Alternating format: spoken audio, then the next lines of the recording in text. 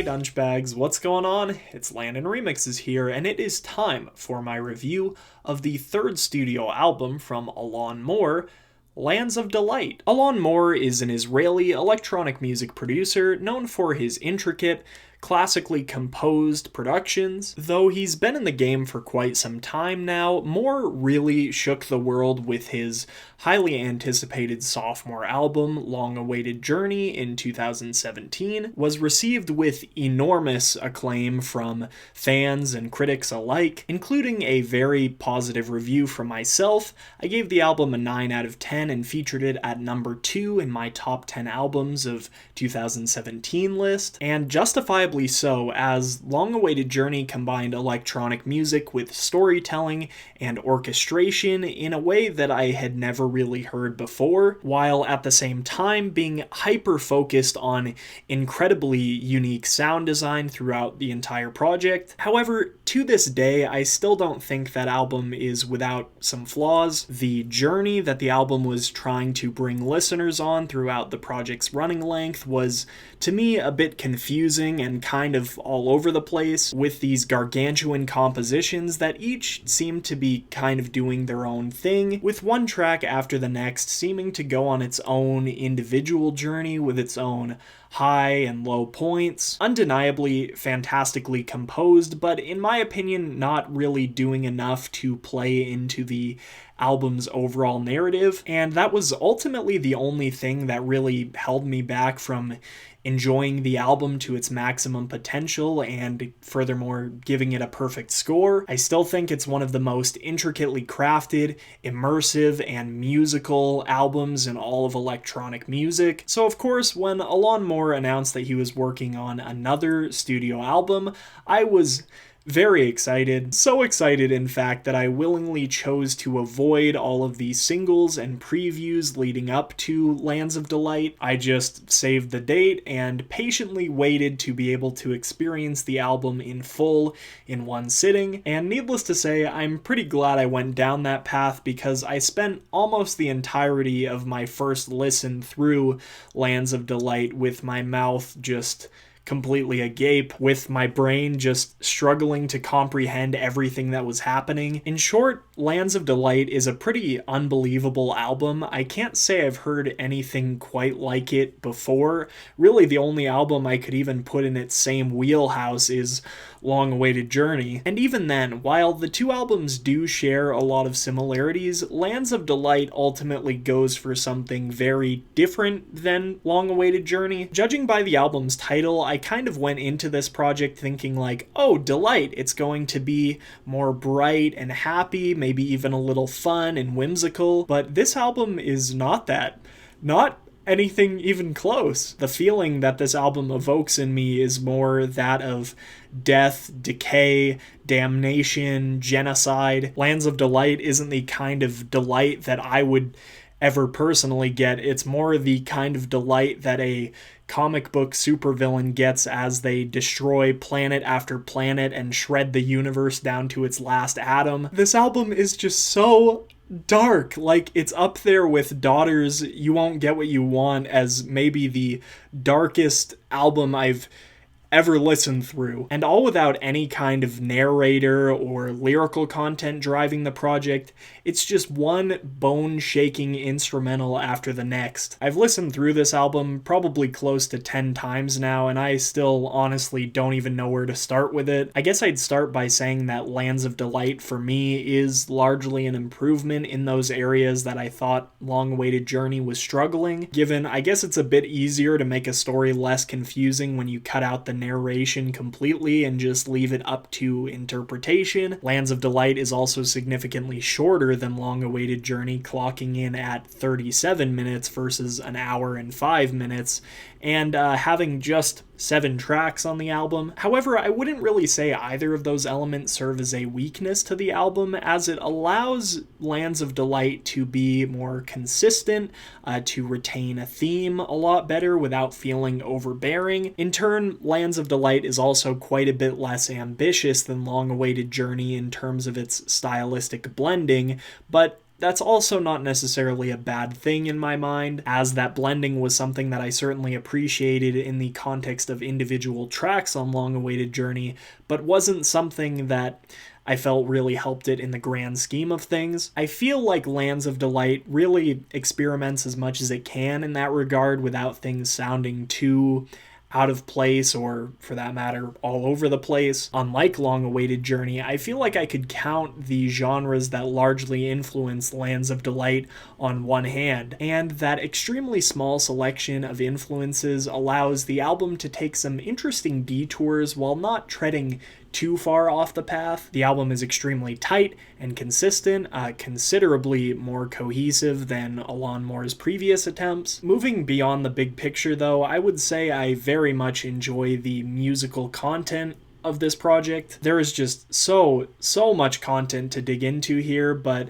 sadly I'm not going to be able to dig into it all. I'm going to have to resort to just giving quick summaries of what exactly the songs bring to the table. The album's intro, Dawnfall, does a pretty good job of setting the tone for the rest of the project, starting out with a couple rather unsettling piano chords and then getting into some light ambient noise which builds and builds and builds on top of itself until it feels like it's devouring you from the inside. The following track, Echoes Follow, starts off in a similar way with a little bit of ambience at the beginning, a little bit of orchestral influence, and then builds up and breaks into this 4 on the floor, I guess, drop, which starts out feeling somewhat reminiscent to Emerald Rush by John Hopkins, which is one of my personal favorites, but then is able to shift gear a number of different times, with each section of the track kind of dying out and then popping right back in with a heavier beat, more textures, and more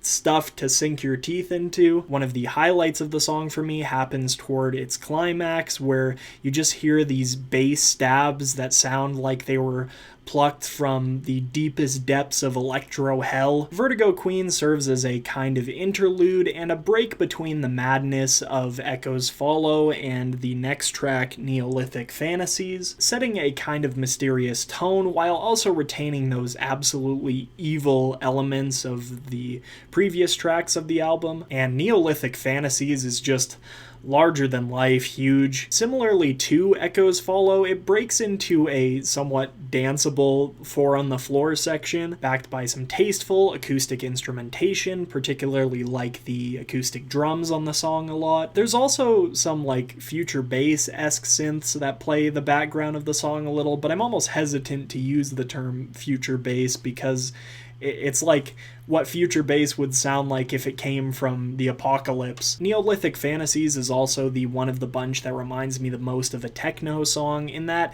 it drives with the beat for a little bit, kind of pulls things back, makes you think that it's over, and then just punches right back in with all the force in the world, and it consistently does that every single time with more force than the last. Also, some absolutely unbelievable chord and texture stacking used throughout the song. You can't even comprehend everything that's going on in the climax of this song. There's just so much. Flame Devourer is another one that excels in its use of texturing and layering, with the whole first section of the song backed up by this kind of low-key, natural-sounding drum and bass beat, the beat reminding me a tad of Dichotomy Soft Mix from Haywire's Twofold Part 1 album. The song just envelops you in all of these different textures and this super infectious beat, and then seemingly out of nowhere,